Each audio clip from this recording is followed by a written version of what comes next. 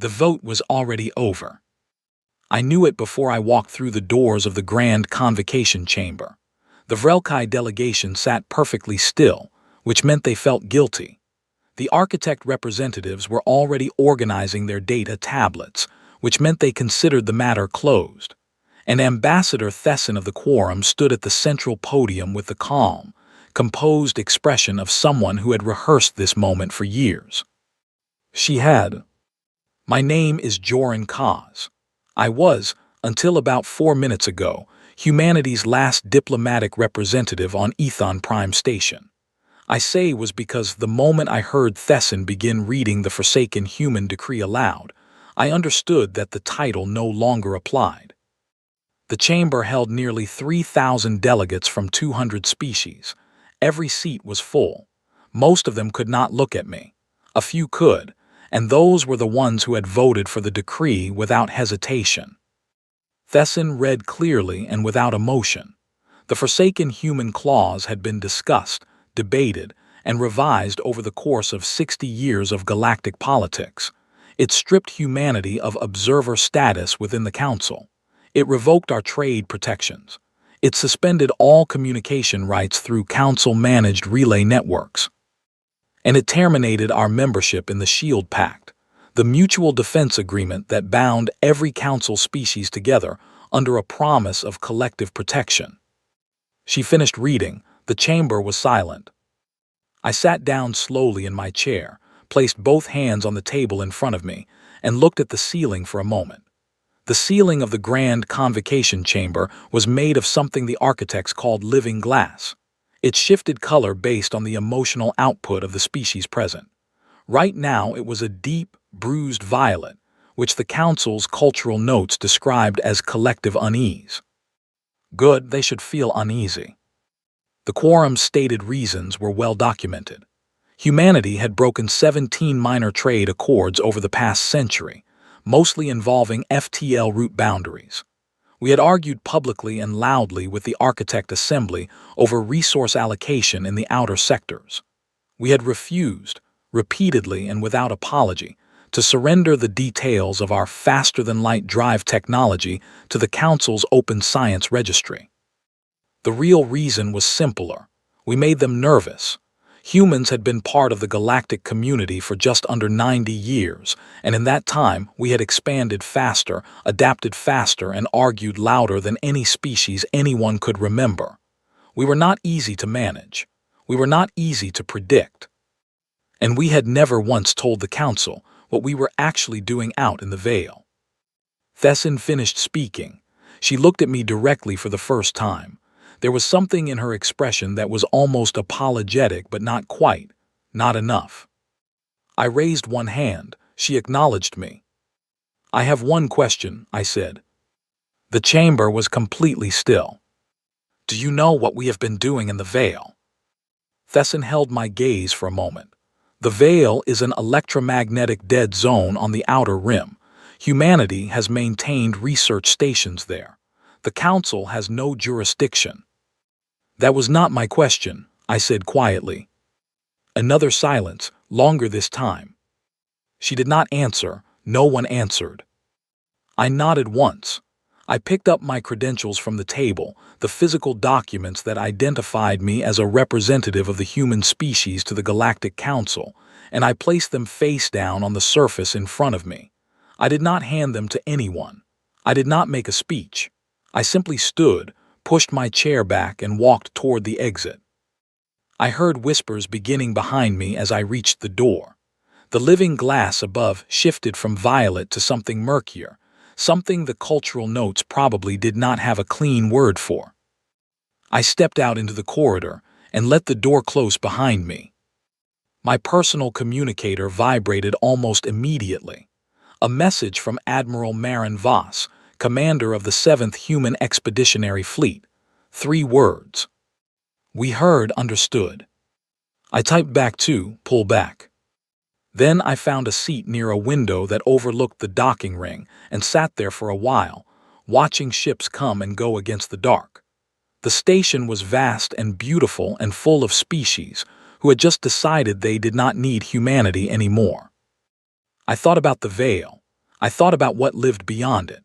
I thought about 40 years of human crews working in silence, in the dark, in a region of space so electromagnetically hostile that even long-range sensors became unreliable. I thought about the listening stations, the relay buoys, the patrol routes that made no logical sense unless you knew what you were tracking. I thought about the faces of the people who had never come home from those rotations. I thought about how none of that was in any file the Council had ever seen. And I thought about how long it would take them to notice. 3 weeks, I estimated, maybe less. I was wrong. It would take 11 days. A young aide from the Vrelkai consulate found me near the window about an hour after the vote. She was nervous and trying not to show it. She handed me a formal document, the official processing of my departure clearance from Ethon Prime. Standard procedure. Get the human off the station quickly and cleanly before anyone has to have an uncomfortable conversation. I signed it without reading it. She hesitated before leaving. "Ambassador Kaz," she said very quietly. I looked at her. She did not finish whatever she had started to say. She just pressed her lips together and walked away. I did not blame her. There was nothing to say that would have helped. I booked passage on a civilian transport leaving for the inner systems that evening. I did not request a diplomatic ship. I did not issue any public statement. I packed the small bag I always kept ready in my quarters on the station, because in diplomacy you learn quickly that exits can happen without much warning. On the transport, I found a corner seat near the rear observation port and watched Ethon Prime shrink behind us as we accelerated away from the station. It was an impressive structure, a monument to what dozens of species could build together when they chose cooperation over competition. It gleamed in the light of the system's sun, and I felt, for the first time in many hours, something close to grief. Not for myself, not even for humanity's position. For them, because they had just made a decision that they believed was about politics and pride and resource control, and they had no idea, not even a small idea, that it was actually about survival. 40 years ago, when humanity first pushed deep enough into the veil to understand what waited beyond it, we made a choice. We did not bring the information to the Council. We did not ask for help. We assessed the situation, assessed ourselves, and quietly decided that this was our problem to handle. Not because we were arrogant, or maybe a little because we were arrogant, but mostly because we understood something about the thing in the dark that we were not sure anyone else would believe without seeing it, and seeing it tended to go badly. So we handled it. For 40 years, we handled it. And now the Galactic Council had formally, legally, and officially decided that humanity was not their problem anymore. I leaned my head back against the seat of that transport ship and closed my eyes. I hoped they had time to regret it. I was almost certain they would. 11 days was all it would take. The order reached Admiral Marin Voss at 3:40 in the morning station time. She was already awake.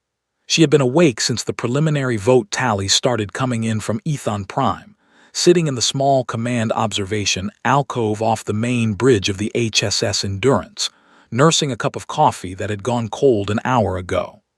The Endurance was a heavy fleet carrier, thick-hulled and ugly in the way that ships designed for function rather than appearance tended to be. Marin had commanded her for 6 years and thought she was the most honest-looking vessel in the entire human fleet.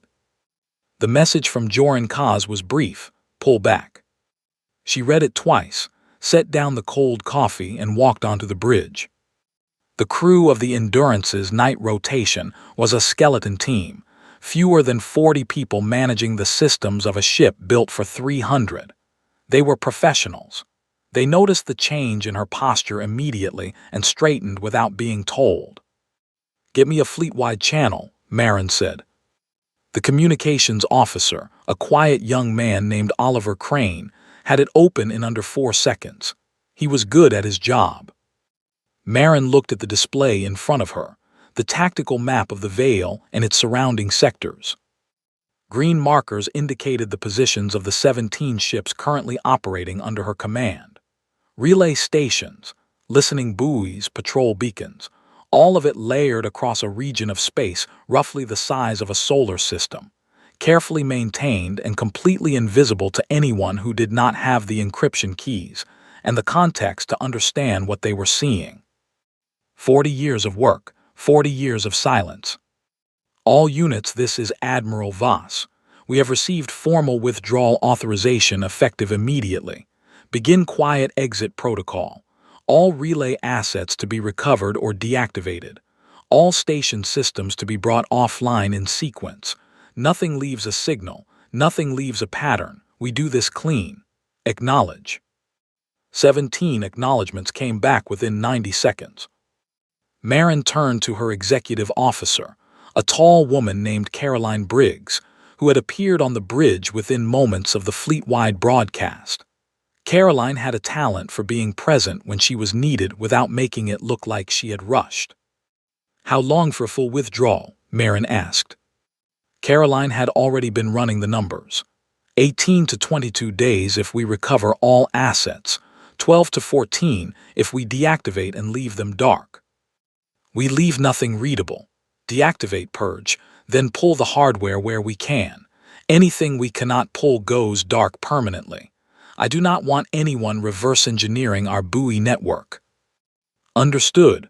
Caroline paused. Chief Harlow is going to be upset about Relay Station Typhon.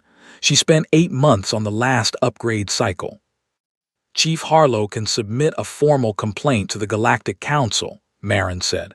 She will be in good company. Caroline almost smiled, almost. The withdrawal began within the hour. What followed was not a dramatic retreat. There were no speeches, no ceremonies, no final salutes to the dark beyond the veil's edge. There was only the methodical, careful, professional work of dismantling 4 decades of infrastructure that had never officially existed. Chief Engineer Dana Harlow, as predicted, was deeply unhappy about Relay Station Typhon. Typhon was the largest human installation in the Veil, a fortress-class listening platform anchored at the edge of the electromagnetic dead zone, where sensor capability degraded rapidly, and human crews had learned, over years of painful experience, to rely more on pattern recognition and instinct than on their instruments. Harlow was a stout woman with short red hair, and an opinion about everything related to engineering that she shared freely and without hesitation. She found Marin on the secondary observation deck 3 hours into the withdrawal, carrying a tablet loaded with numbers. "We are leaving 4 years of calibration data behind," Harlow said, without preamble or greeting. "We are leaving nothing behind," Marin said. "Wipe the calibration archives before you shut down the core."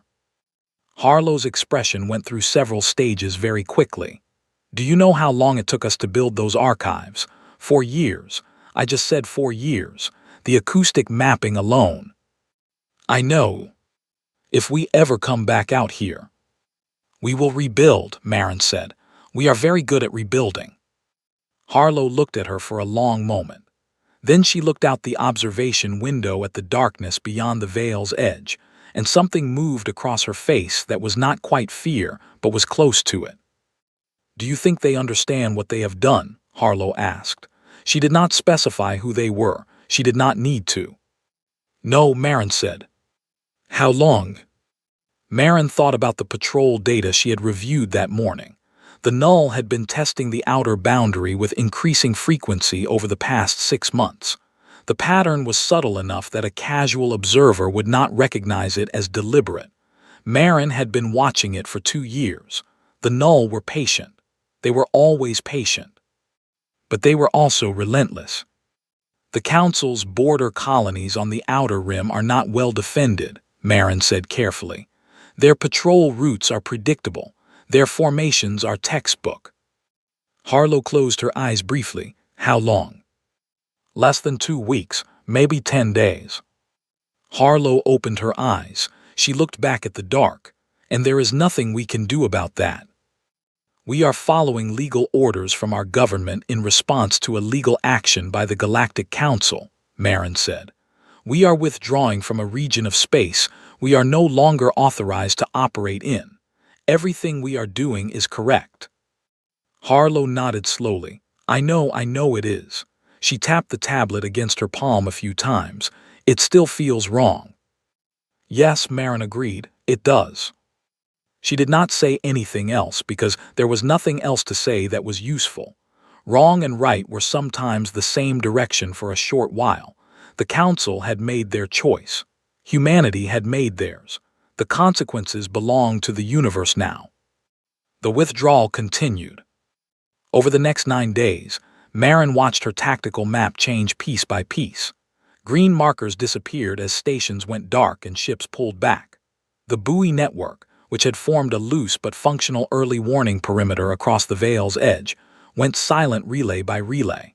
The acoustic decoy systems, which had been running continuously for so long that the automated maintenance logs called them legacy infrastructure, were switched off and stripped of their signal cores. The Endurance herself was the last to leave. Marin stood on the bridge on the 10th morning and watched the final sensor sweep of the Veil's inner edge.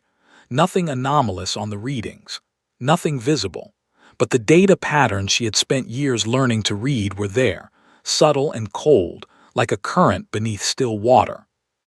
They were already moving differently, already exploring the new silence. "Navigation," Marin said. "Ready, Admiral.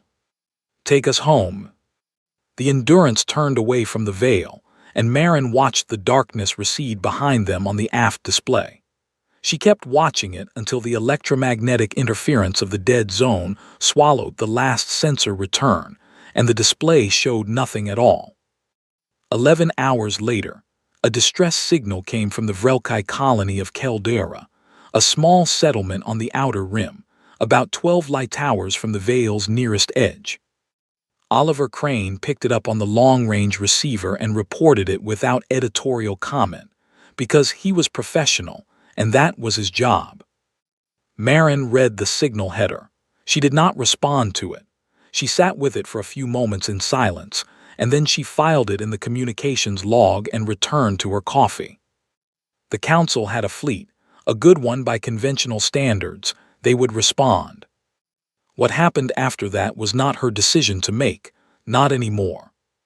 She hoped someone in that Council fleet was paying very close attention to the pattern of what they found when they arrived.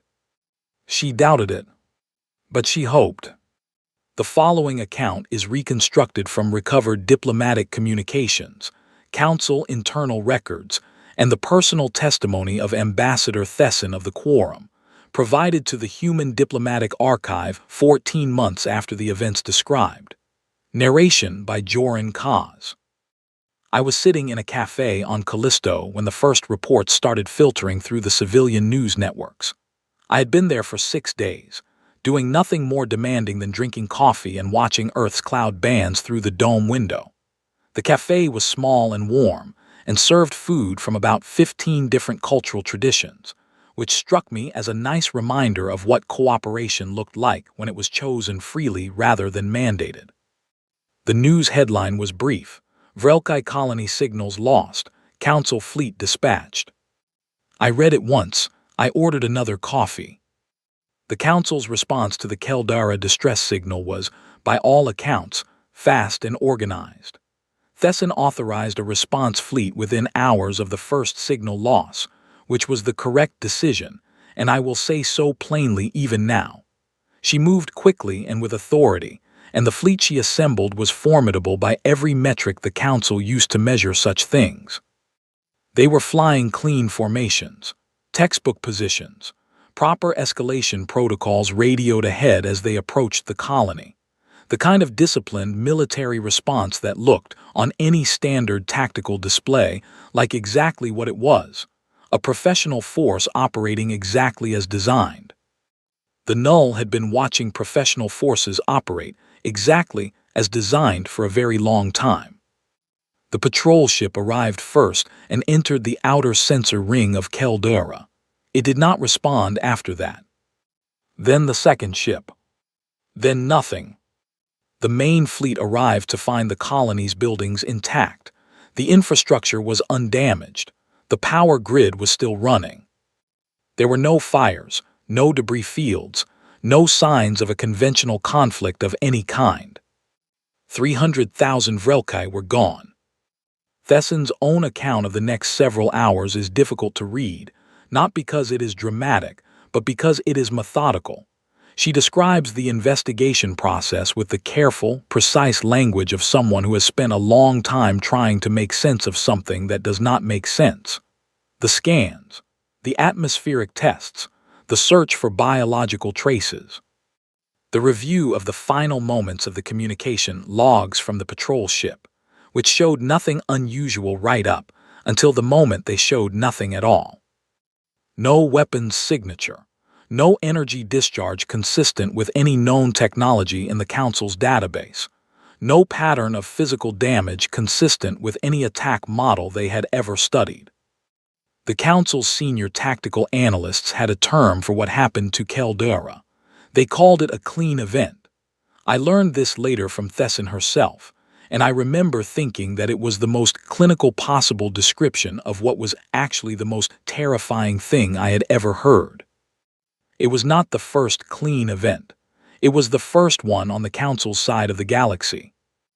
Thesan called an emergency session within 24 hours. The chamber that had voted so cleanly and calmly to expel humanity 9 days earlier was a different place now. The living glass was no longer violet. I was told by someone who was present that it was cycling through colors that the cultural notation system did not have names for. The debate was long and fractured. The architect delegation proposed 17 separate theories, all of them technically coherent, and none of them correct. The Vrelkai Elder Council requested immediate reinforcement of all Outer Rim colonies.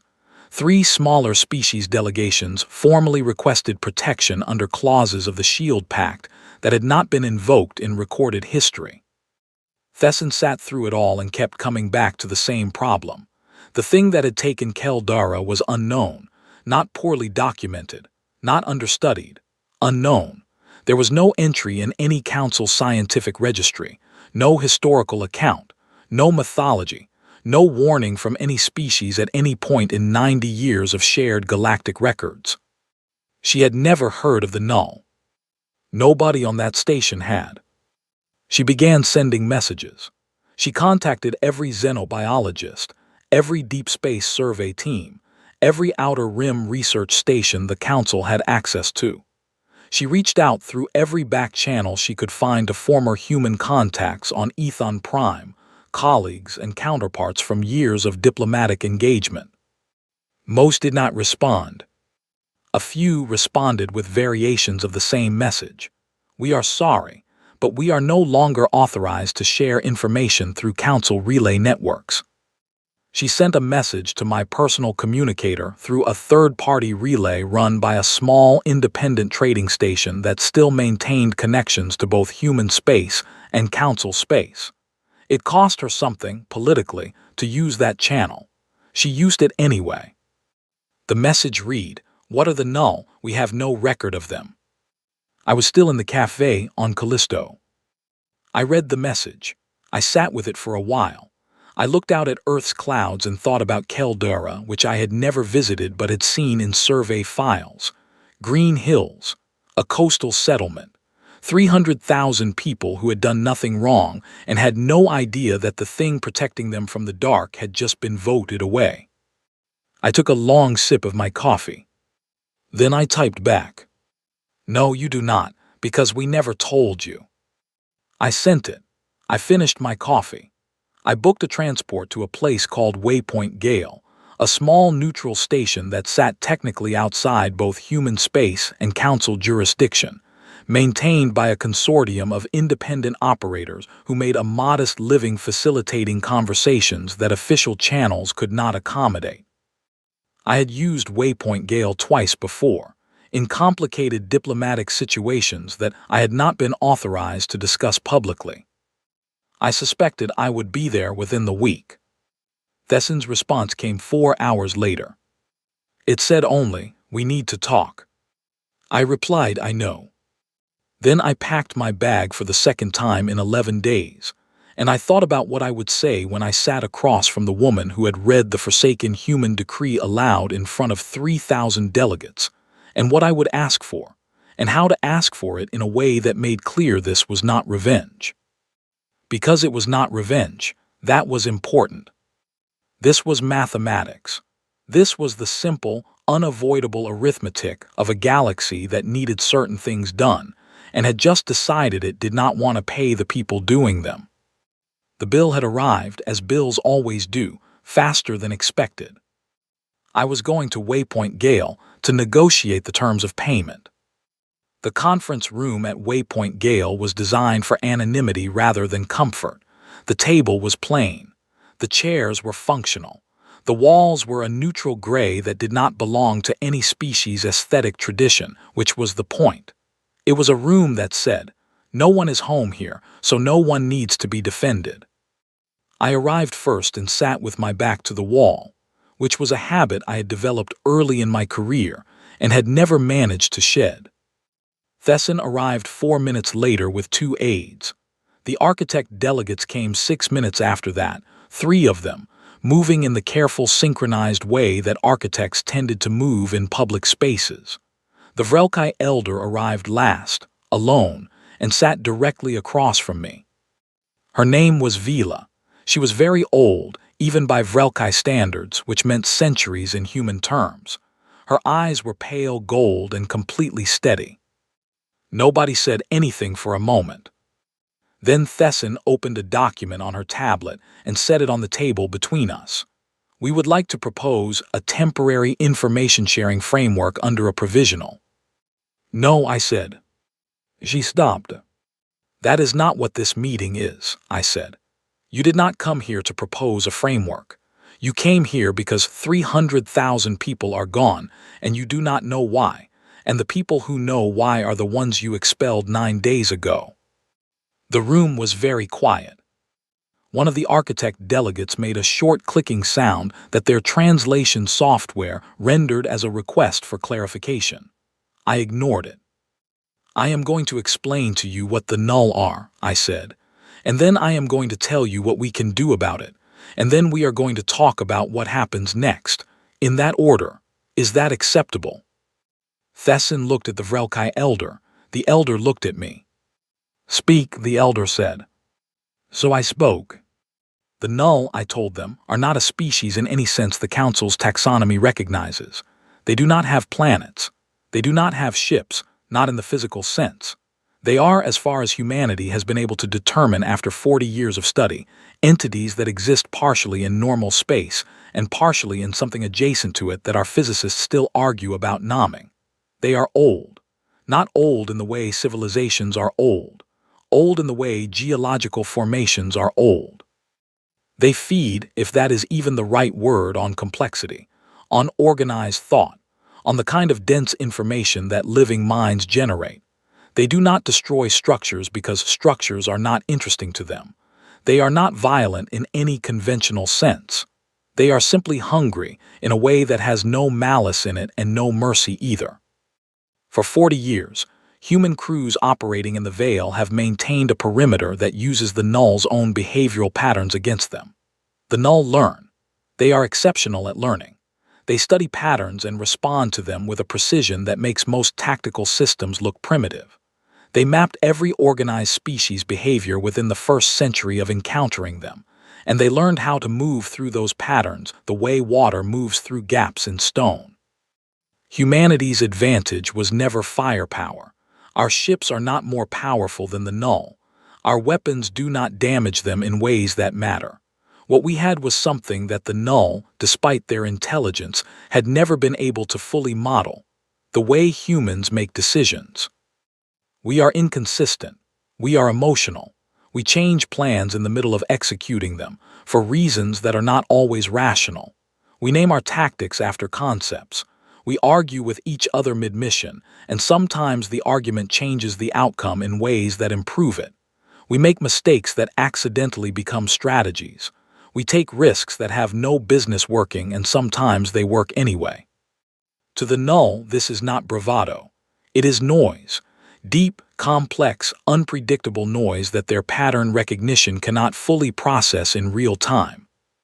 And in the gap between their recognition and their response, human crews have been operating for 4 decades.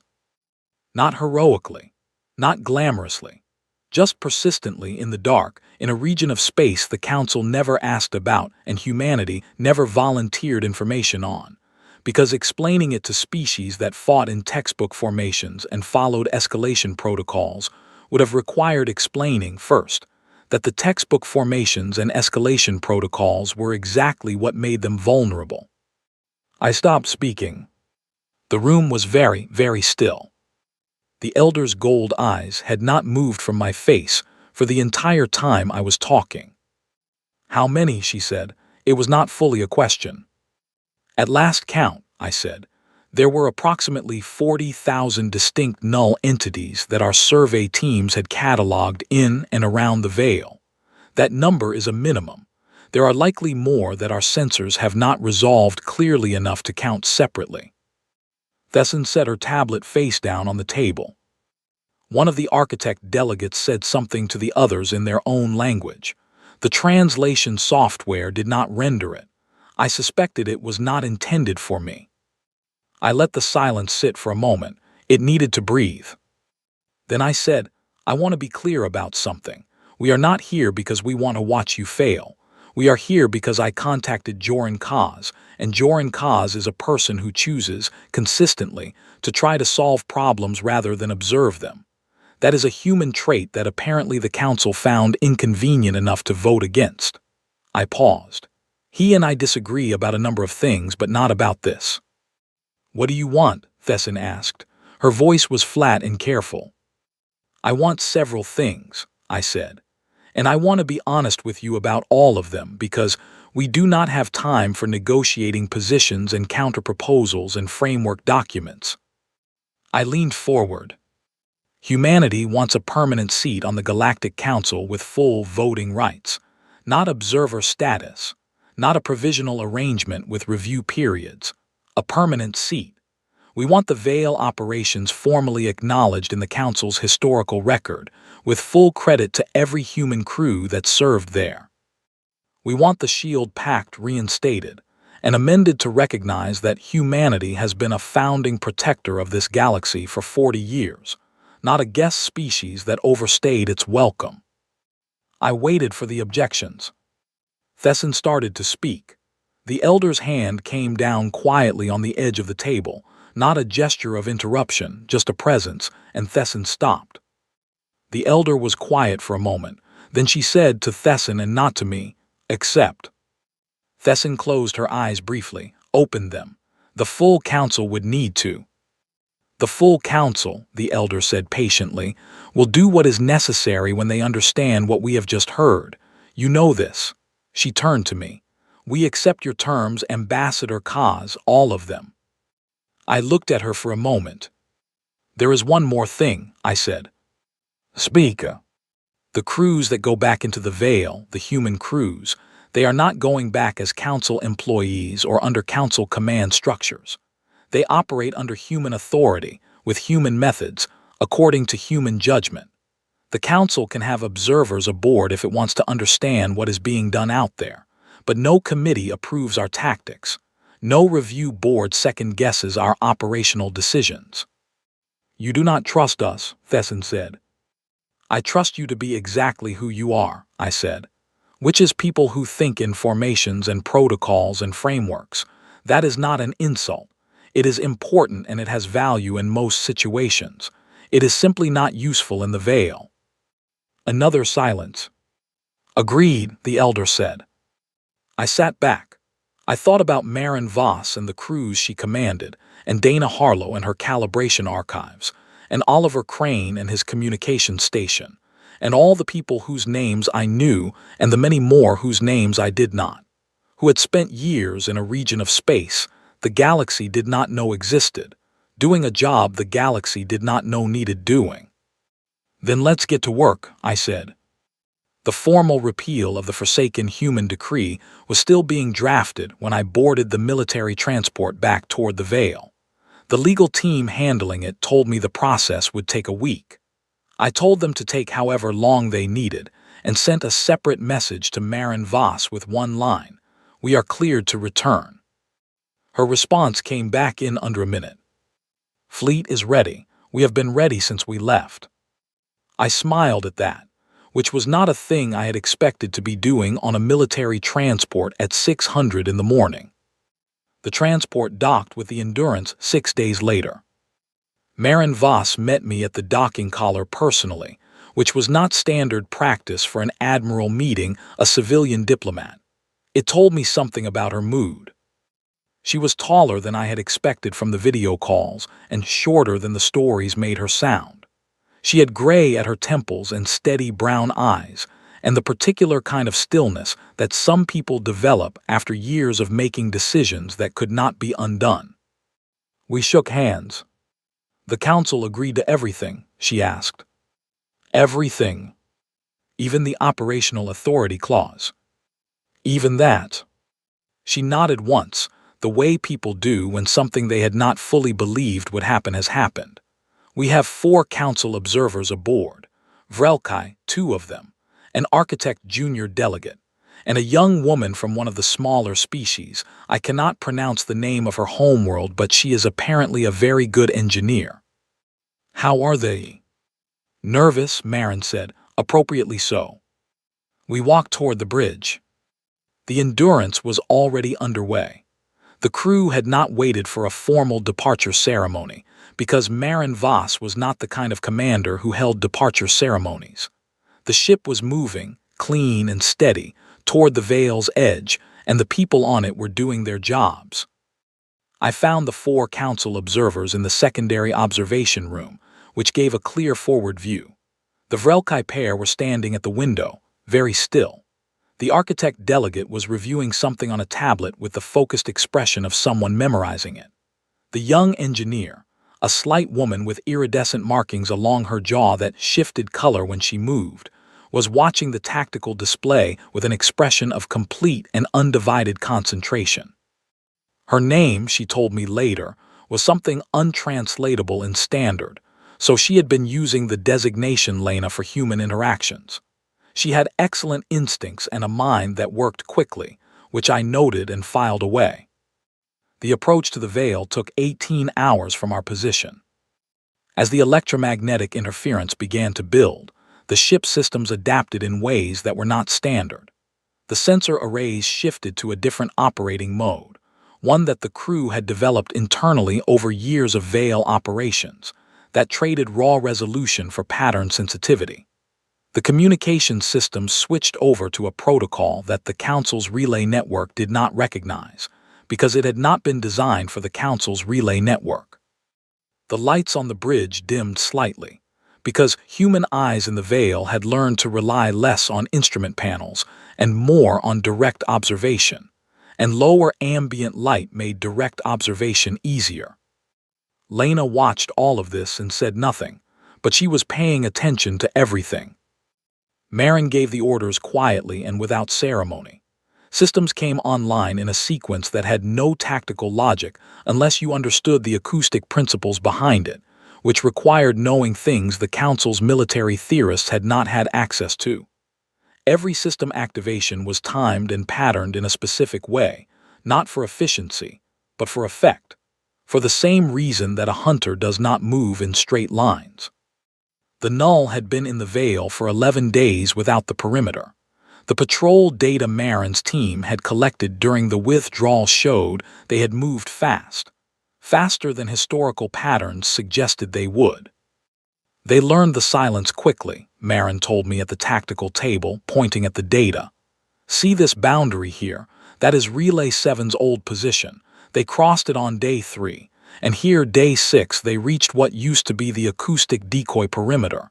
They are not wandering, they are mapping." "They know we left," I said. "They knew before we finished leaving," Marin said, "but they did not know why. They are not sure if we will return. They are being careful." "That is different from their usual pattern." "Yes," she said, "it is." She looked at the display for a moment. "I want to run a Hoffman spiral entry." I nodded. I knew what that was. The council observers did not. And Lena leaned forward. "What is a Hoffman spiral?" she asked. Marin glanced at her. "It is a navigation pattern we borrowed from asteroid mining operations about 30 years ago. For mining, it makes sense because it is fuel efficient when you are working across multiple targets with different orbital velocities. For our purposes, it makes no strategic sense at all by conventional standards. A formation running a Hoffman spiral looks like it cannot decide where it is going. It looks like confusion." Lena's jaw markings shifted to a deeper color, and that is the point. "That is entirely the point," Marin said. She gave the order. The Endurance adjusted course, and the 12 ships of the advance fleet adjusted with it, spreading into a pattern that no tactical school in the Council's records would have recognized as intentional. From outside, from any observer trying to model the fleet's behavior, it looked like a convoy that had experienced a navigation error and was trying to correct it, unsuccessfully. The null responded exactly as the data predicted they would. On the long-range acoustic sensors, the patterns that indicated null presence, the deep, complex signatures that human crews had spent decades learning to read, began to shift. The leading edge of their expansion, which had been moving steadily outward, faltered, not because the fleet was threatening them, because the fleet was doing something that did not parse. "There," said Oliver Crane at his station. He highlighted a cluster on the display. "They are holding position. They have stopped advancing." "Give them 60 seconds, Marin said. 60 seconds, 90. The signatures retreated. Not fast, not in panic. Slowly, carefully, the way a cautious intelligence withdraws from something it does not understand. They did not flee the fleet. They moved away from the pattern, from the noise of it. Lena was gripping the edge of the display console with both hands, not from fear, from the effort of not saying something before she had finished thinking it. "They are retreating," she said finally. "Pulling back," Marin said. "There is a difference. They will return. But they will take time to study what they saw, and by the time they come back, we will have the perimeter rebuilt and the acoustic decoys back online, and the pattern will be different again." "You never let them learn the same thing twice," Lena said. "We try not to," Marin said. "It is a lot of work." The fleet continued its entry into the veil. The null signatures pulled further back toward the deep dark at the galaxy's edge, retreating past Relay 7, past the boundary they had crossed on Day 3, pulling back toward a distance that the human sensors could track but not quite resolve clearly. Dana Harlow's voice came over the internal comm from the engineering section. "Typhon station structure is intact. All systems show cold standby. I can have the core back online in 6 hours. 4 hours, Marin said. A pause, Admiral. I know, Chief, 4 hours. Another pause. Yes, Admiral. I walked to the forward observation window and looked out at the veil. The electromagnetic interference gave the dark a strange quality, a faint shimmer at the edges of perception, the kind of visual artifact that took new arrivals weeks to stop noticing and veterans years to stop finding beautiful. Lena appeared beside me after a moment, standing very straight, watching the same dark I was watching. "You have been doing this for 40 years, she said. It was not a question. 42, I said, give or take. She was quiet for a while. Why did you never tell anyone? She asked. I thought about that. It was not the first time I had thought about it, but standing in the veil, looking at the dark where the null had just pulled back from, it felt different than it had in the cafe on Callisto. We tried early on, I said. The first time we brought preliminary data to the Council, about 3 years after we understood what we were looking at, the response was a proposal to form a joint observation committee, with a 6-month formation timeline, and a review board for the committee. I paused, and a subcommittee to define the terms of reference for the review board. Lena's markings shifted color. We did not have that kind of time, I said. So we went back to the Veil and handled it ourselves. And then the years kept passing and the work kept working, and it became easier to keep doing what was working than to go back and explain why we had never reported it formally. She was quiet for a moment. That must have been very lonely. I looked at her. She was young. By her species standards, I was told later, she was the equivalent of about 23 years old in human terms. And she had understood something in about 4 hours aboard the Endurance that had taken the Council's senior leadership 11 days, a missing colony, and a crisis negotiation to grasp. It was, I said, yes. She nodded. She went back to watching the dark. Behind us, the bridge was steady and focused, full of people who had been doing this work for years in silence, rebuilding the perimeter one system at a time, relaying the buoys and calibrating the decoys and logging the patrol patterns with the quiet professionalism of a crew that understood exactly what they were protecting and had never needed anyone to thank them for it. Harlow's voice came back at the 4-hour mark. Typhon Core was online. Marin walked to the center of the bridge and looked at the tactical display. The perimeter markers were coming back one by one, green lights returning to a map that had been dark for 11 days. It would take weeks to fully rebuild what had been dismantled, months to recalibrate the acoustic network, years, maybe, to recover some of the signal data that had been wiped from Typhon's archives before the shutdown. But the perimeter was there, thin and incomplete and not yet what it had been, but real and lit, and ours again. Fleet status, Marin said. Oliver Crane ran through it. All 17 ships on station. Relay 7 back online. First acoustic decoy array reactivated. Sensor coverage at 40% and climbing. Marin nodded. She did not make a speech. There was no announcement to the crew, no declaration, no moment designed for history. She just looked at the display for a few seconds, the way a person looks at something they are relieved to see again. And then she said, quietly, "Good, let's get to work." And we did. Weeks later, I was in Joran's office when the official notification came through that the Forsaken Human Decree had been formally and permanently repealed, and that the amendment to the Council Charter recognizing humanity as a founding protector species had passed with a larger majority than the original decree had received. He read the notification once, filed it, poured himself a coffee. "How do you feel?" I asked him. He thought about it for a moment. "Like we have a lot of rebuilding to do," he said. He was right. We did. And we had already started.